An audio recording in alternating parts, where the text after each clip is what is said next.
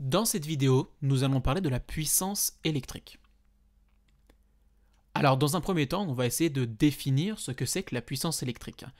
Eh bien, en fait, c'est une grandeur physique qui va correspondre à la qualité de fonctionnement d'un appareil électrique. En gros, plus l'appareil va recevoir de puissance électrique, mieux il va fonctionner. On va prendre l'exemple d'une lampe et on voit que plus elle reçoit de puissance électrique, plus son éclat va être important. Alors évidemment, attention, il y a toujours une limite.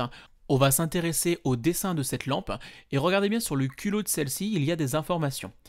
Alors, dans un premier temps, on va pouvoir trouver la tension nominale qui est de 230 volts, ainsi qu'en rouge la puissance nominale qui est de 25 watts. Donc en gros, si cette lampe reçoit plus de puissance électrique que sa valeur de puissance nominale, eh bien on risque de la détériorer. Nous allons pouvoir maintenant apporter d'autres informations concernant la puissance électrique. Elle va se noter grand P, elle va avoir pour unité le watt de symbole grand W, et elle va se mesurer avec un wattmètre. Alors un wattmètre, qu'est-ce que c'est? Ça va être un appareil qui va être composé de deux types de capteurs, un capteur de courant électrique et un capteur de tension électrique. Et en fait, l'appareil va directement faire un calcul pour afficher la valeur de la puissance du coup en watts. Voici à quoi ressemble un wattmètre.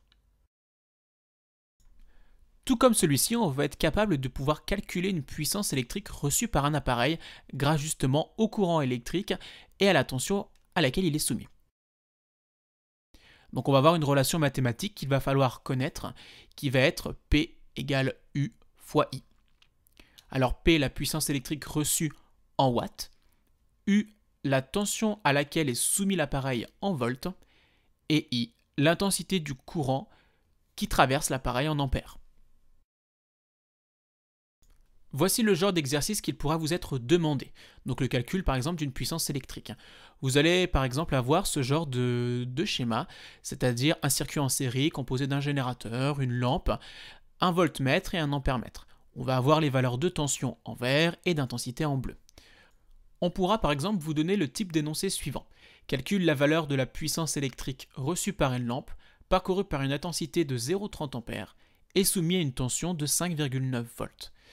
Donc on va tout simplement utiliser la relation vue précédemment, c'est-à-dire P égale U fois I.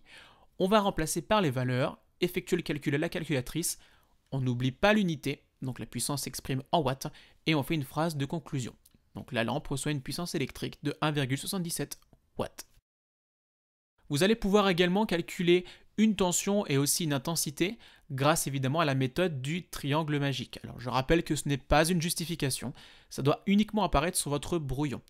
Donc grâce à cette méthode, vous allez pouvoir retrouver les trois formules, à savoir U égale P divisé par I, P égale U fois I, et I égale P sur U.